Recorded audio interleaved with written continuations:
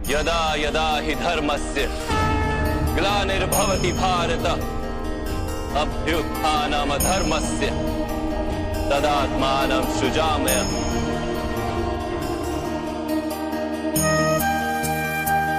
स्वागत है आप सबका एक और नई वीडियो में।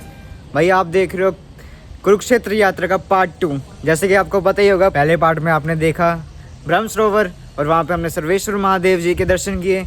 फिर हम गए थे श्री भद्रिकाली मंदिर, उधर भी हमने दर्शन किए माता जी के। फिर हम एक और मंदिर गए थे, वो तो आप पार्ट 1 देखने जा सकते हो।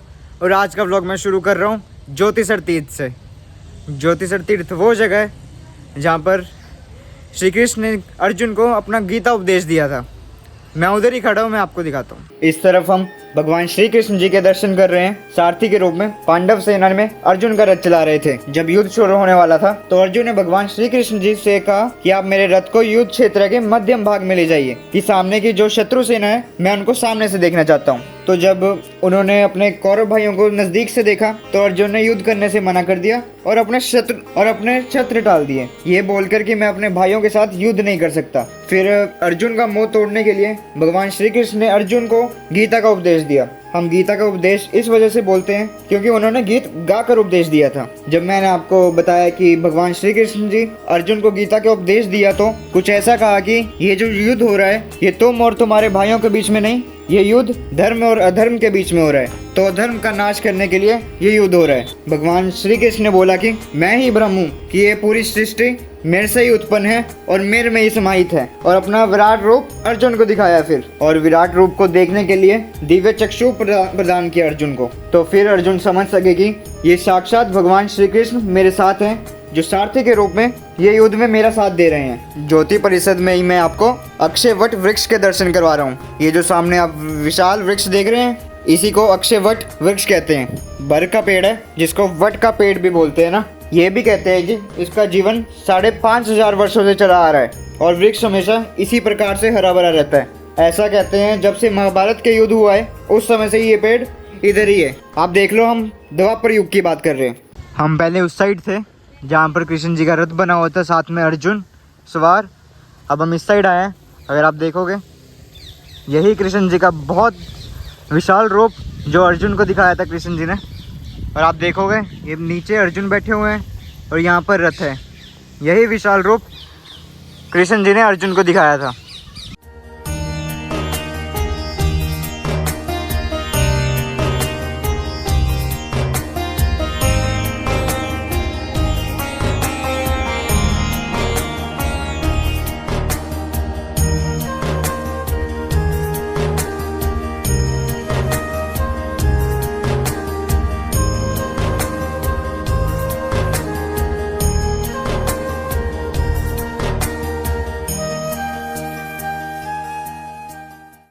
अभी मैंने आपको ज्योतिसर तीर्थ के दर्शन कराए, आपको श्री कृष्ण जी के दर्शन कराए। अगर आप देख रहे हो मेरे पीछे ही मेन गेट है, ये एंट्रेंस थी जहाँ से हम अंदर गए थे।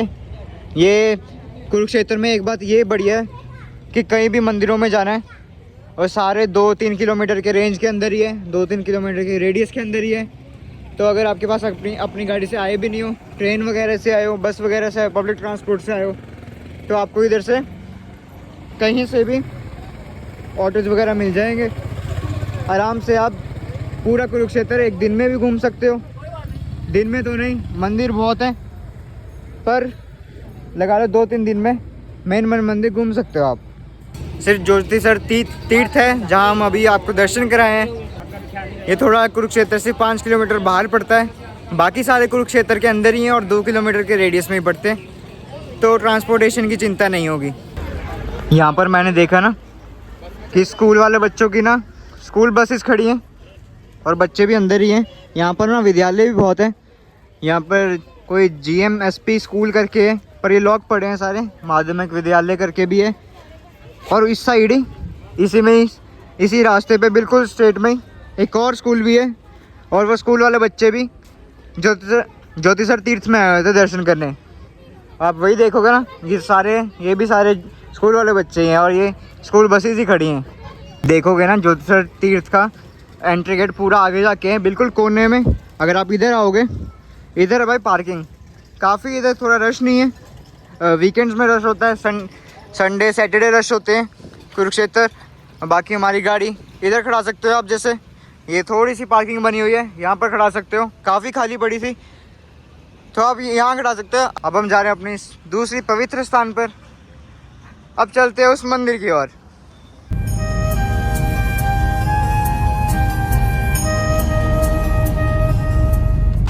अभी हम नरका ताली की ओर जा रहे थे। नरका ताली में भीष्म कुंड है, आपको उधर के भी दर्शन कराने हैं। अभी हम रास्ते में ना एक इस्कॉन मंदिर आया है, ये अभी खुला नहीं है, कंस्ट्रक्शन में है ये। उम्मीद है कि 1 साल में खुल जाएगा, कि अगर आप अगली बार आओगे तो शायद खुल जाए। अभी तो कंस्ट्रक्शन में है, काफ़ी ज़ोरों से काम चल रहा है, ही लगा लो 1-2 साल में तो हो ही जाएगा।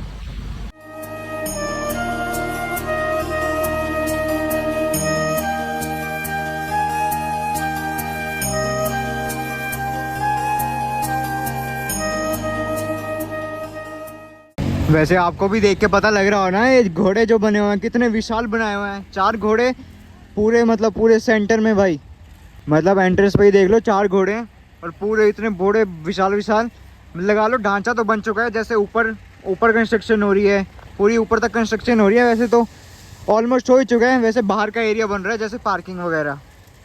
अभी हम कुछ इस्कॉन मंदिर से 200 मीटर आगे आए होंगे। इधर आते कल्पना चावला प्लानिटेरियम।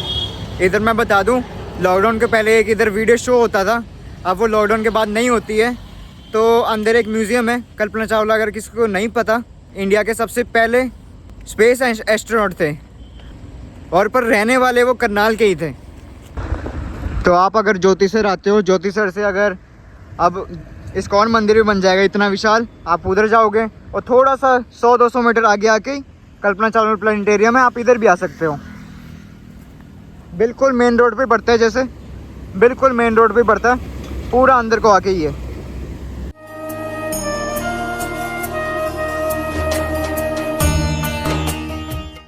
अभी हम नरकातारी गांव में भीष्म कुंड के दर्शन करने आए हैं, तो कर लो भाई भीष्म कुंड के दर्शन। और आपको दिख रहा होगा जैसे भीष्म पितामह तीरों की शैया के ऊपर लेटे हुए हैं और सामने जिसकी प्रतिमा है वो अर्जुन की है। वो इसलिए बनाया हुआ है क्योंकि कहा जाता है कि भीष्म पितामह की प्यास अर्जुन ने अपने तीर चला के गंगा का पानी प्रकट किया था, ये कुंड प्रकट किया था, उससे भीष्म पितामह की प्यास बुझी थी। और आपको तो ये पता ही होगा भीष्म पितामह के बारे, वो गंगा पुत्र थे और उनको वरदान प्राप्त था कि इच्छा मृत्यु का, कि वो जब चाहे तब प्राण त्याग कर सकते हैं, उससे पहले नहीं हो सकते उनके। आपको और एक चीज़ बताना चाहूँगा, भीष्म पितामह 56 दिन तक बाणों की शैया में लेटे रहे थे, इसलिए क्योंकि उस दिनों में दक्षिणायन का महीना चल रहा था, दक्षिणायन का मौसम चल रहा था, उसमें जिसकी मृत्यु होती है उसको शुभ नहीं माना जाता। तो उन्होंने इंतज़ार किया जब सूर्य की दिशा उत्तरायण की ओर होगी तब वो प्राण छोड़ेंगे। वैसे ये वो जगह नहीं है जहाँ पर भीष्म पितामह ने अपने प्राण छोड़े थे, ये वाला मंदिर है, यहाँ पर उन्होंने अपने प्राण छोड़े थे। आपको अंदर जाके उनके भी दर्शन कराता हूँ मैं। और इस मंदिर का नाम आप देख ही सकते हो, भीष्म पितामह पांडव मंदिर, ये मंदिर है। और यहाँ पर थोड़ा सा इधर आओगे, कुंड थोड़ा सा नीचे को जाके है, जैसा आप देख रहे हो ना, थोड़ी सी सीढ़ियाँ हैं और सीढ़ियाँ से थोड़ा सा नीचे जाके है, और वही प्रतिमाएं बनी हुई हैं।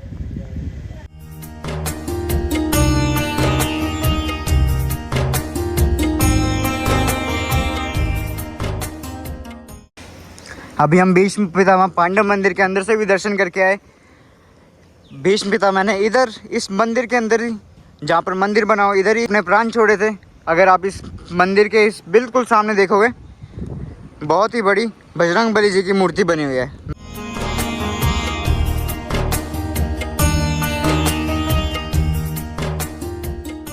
आपको शायद पता नहीं लग रहा हो, पर इधर ना बहुत मधुमक्खियाँ से घूम रही है, आप देख सकते हो ना। आप ये देखो, बहुत सारी मधुमक्खियाँ हैं और बहुत ऊपर तक है भाई, बहुत ऊंची विशाल प्रतिमा है।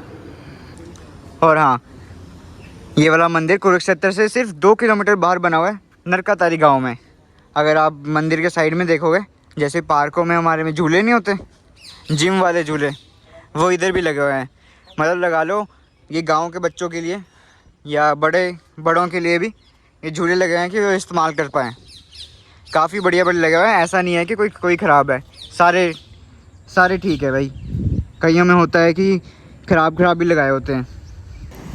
पता है, जैसे हमें पता नहीं ना रास्ते कुरुक्षेत्र के, हम तो पहली बार आए हैं, तो मंदिरों के ना काफ़ी सारे रास्ते होते हैं। हम इस साइड से नहीं आए, हम मंदिर के बैक साइड से आए हैं। बैक साइड से एंट्री हुई है हमारी, तो हम पूरा घूम के ऐसे आए हैं। और बाकी जो मंदिर की मेन एंट्रेंस है वो यहाँ से है। ये लग भी रहा है कि मेन रोड पे ऊपर ही है, पर हमें पता नहीं ना। बात वही है जो गूगल मैप्स दिखाते हैं, हम तो वहीं से आ जाते हैं। और आप देखोगे सारी भीष्म कुंड की, अगर किसको जानकारी जाननी है, इतिहास जानना है, हिस्ट्री जाननी है, तो वो हर मंदिर पे आपको लिखी हुई मिलेगी, यहाँ पर या फिर यहाँ पर लगा लो भीष्म कुंड की। इस मंदिर में मैंने नोटिस किया एक कोई टूर ग्रुप भी आया हुआ है। मेरे ख्याल से साउथ का ग्रुप था, वो पता लग जाता है कि कहाँ के हैं। जैसे वो लोग खड़े हैं ना, वो सारे साउथ के ही हैं, वो पता लग जाता है कहाँ के आए हुए हैं। क्योंकि वो मलयालम शायद कन्नड़ बोल रहे थे, मुझे समझ नहीं आई, तभी मैं बोल रहा हूँ कि नहीं समझ आई तो उधर के ही होंगे, और पता ही लग जाता है वैसे तो। और यहाँ पर ना काफ़ी पीसफुल सा माहौल है। फिर आप भी आओगे ना, बिल्कुल आप रिलैक्स हो जाओगे, बिल्कुल पीसफुल सा माहौल है, मज़ेदार। देखो हम इस तरफ से आए थे, जैसे उधर से भी थी जैसे मैंने दिखाया आपको, और इधर से भी है। और यहाँ पर ना ऐसी छोटी सी मार्केट लगी हुई है, जहाँ पे आप ऐसी चीज़ ले सकते हो, जैसे बच्चों के लिए ट्रैक्टर्स वगैरह, या फिर पानी की बोतल, या फिर ये जो हैंडीक्राफ्ट्स होते हैं। और अगर आप देखो ना, ये भगवान की मूर्तियाँ, शिवलिंग छोटे छोटे, ये गाड़ियों में रखने वाले, मतलब आप ले सकते हो घर के लिए सजाने के लिए, आप ले सकते हो। बाकी ये देखो हैंडीक्राफ्ट्स होते हैं, बेलन वगैरह लकड़ों के, वो जो हर जगह ही मिलते हैं, वही ऐसी छोटी सी मार्केट है, आप यहाँ से भी ले सकते हो। और इनकी पार्किंग देख लो, ये पार्किंग इधर लगा सकते हो, वैसे तो जो मेन वाली थी एंट्रेंस थी, और वहाँ पर भी लगा सकते हो। देखो गूगल मैप्स ने तो हमें यहीं से लगाया था, हम यहाँ से आए, फिर हमने इधर ही लगा दी, हमें पता नहीं था, वैसे वो मेन रोड उधर ही थी।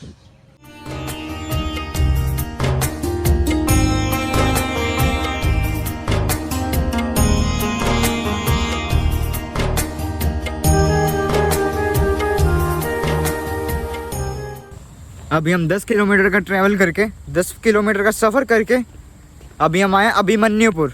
इधर कोई आता नहीं है, अभी मैं कह दूं कोई, तभी आपको टूरिस्ट प्लेस दिख नहीं रही होगी कोई इधर। इधर है भाई अभिमन्युपुर से आपको समझ आ ही गया होगा। अभी हम देखने आए अभिमन्यु चक्र। ये थोड़ा बाहर को पड़ता है कुरुक्षेत्र के, 6-7 किलोमीटर बाहर को पड़ता है। वैसे जहाँ से हम आ रहे हैं अभी दर्शन करके, वहाँ से हम 10 किलोमीटर का सफ़र करके आए हैं। ये जो प्रतिमा आपको दिख रही है, ये है अभिमन्यु जी की। अभिमन्यु जी थे भाई अर्जुन के पुत्र अभिमन्यु। उनके हाथ में आपको रथ का पहिया दिख रहा होगा। अगर आपको हिस्ट्री जाननी है तो आप इधर से भी जान सकते हो। ये बात तो ना बहुत अच्छा लगता है, जैसे कोई भी धार्मिक स्थान होता है ना, उधर ना सब कुछ लिखा होता है हिस्ट्री, वो बात बहुत बढ़िया लगती है। या फिर कोई मंदिर हो गया, आपको पता होगा अभिमन्यु जी के प्राण इसलिए गए थे कि उनको चक्रव्यूह में डाल दिया था, और कौरवों ने अपने सारे रूल तोड़ दिए थे युद्ध के। इसलिए आपको देखा होगा ना, इन्होंने ना काफ़ी बढ़िया सा बनाया हुआ है कि किसी को पता भी लग जाए कैसे चक्र था। जैसे आप देख रहे हो ना, पूरा चक्र ऐसे बनाया हुआ है कि सबको पता लग जाए कि कैसा कुछ चक्र था, एग्जाम्पल के तौर पे समझ आ जाए। ये जो आप देख रहे हो ना चक्र की लाइंस, मतलब ये जो चक्र है, जैसे ये वाली वॉल पूरे सैनिकों की भरी होती है। ऐसे लगा लो 1 2 3 4 5 6 7 लाइनें सैनिकों की पूरी बनाई हुई है। जैसे जो सबसे पहली लाइन है सैनिकों की, वो इसलिए बनाई हुई है कि कोई अंदर ना आ पाए। अगर कोई बाई चांस अंदर आ भी गया चक्रव्यूह के, तो फिर उनको ये है कि बाहर वाले ही रोको, जो अंदर आ गया उनको रहने दो, वो ये देख लेंगे। जो 7 लाइनें चक्रव्यूह की हैं। वैसे मैं बता दूं, ये वाला चक्रव्यूह द्रोणाचार्य जी के द्वारा बनाया गया था। ये इसलिए बनवाया गया था कि पांडवों के सबसे बड़े भाई युधिष्ठिर जी को बंदी बनाने के लिए, क्योंकि फिर युद्ध खत्म हो जाएगा, तो बंदी बन जाएंगे तो युद्ध खत्म हो जाएगा। और सिर्फ अभिमन्यु जी को पता था ये चक्रव्यूह में अंदर आने का तरीका, और बाहर जाने का नहीं पता था। ये बात आपको पता ही होगा, आपने महाभारत देखी होगी, जैसे टीवी में सीरियल्स वगैरह में देखी होगी, ये सेम बताया गया उधर भी। तो ये था। और प्लान ये था कि अभिमन्यु को चक्रव्यूह तोड़ने का पता है, और जो लास्ट जो पीछे से चारों पांडव बैकिंग देंगे, मतलब बैकअप देंगे, और अंदर आते रहेंगे। पर ऐसा नहीं हो पाया। अभिमन्यु को पूरा अंदर लाया गया और पूरा चारों तरफ से घेर लिया गया। वैसे जैसे कि आपको पता होगा, युद्ध के भी काफ़ी नियम रखे थे भीष्म पितामह जी ने। उन्होंने युद्ध रखे थे, जैसे रात में कोई युद्ध नहीं करेगा, एक योद्धा से एक ही योद्धा युद्ध करेगा। वैसे ही जैसे एक योद्धा से एक युद्ध करेगा वाला रूल था, वो कौरवों ने तोड़ दिया था। क्योंकि अगर अभिमन्यु जी लगा लो, उधर जो भी योद्धा थे, 7-8 योद्धा थे, द्रोणाचार्य जैसे दुर्योधन था, दुशासन थे, कर्ण थे, सूर्यपुत्र कर्ण थे, तो अगर वो लड़ते एक एक करके तो अभिमन्यु को परास्त करना नामुमकिन था उनके लिए। उन्होंने एक साथ ही वार किया और सारे युद्ध के नियम तोड़ दिए। तो इसी स्थान पर हुआ था ये सब कुछ। तभी इस स्थान को भी, जैसे ये गांव है, गांव को भी नाम दे दिया गया अभिमन्युपुर। अभिमन्यु जी की ब्रेवरी के लिए ये वाला गांव का नाम दे दिया। और जो आपको पीछे दिख रहा है, ये सारा चक्रव्यूह इधर ही हुआ था। देख लो, इतना दूर आके, 10 किलोमीटर दूर आके। तो एक काफ़ी बड़ा युद्ध था, काफ़ी सैनिक मरे थे, जैसा कि आपको पता ही होगा। ये जो वर्ल्ड वॉर वगैरह आपने सुने होंगे, वर्ल्ड वॉर 1, वर्ल्ड वॉर 2, वो इसके सामने कुछ नहीं है। सब कुछ पता नहीं होता, पर मैं बता देता हूँ।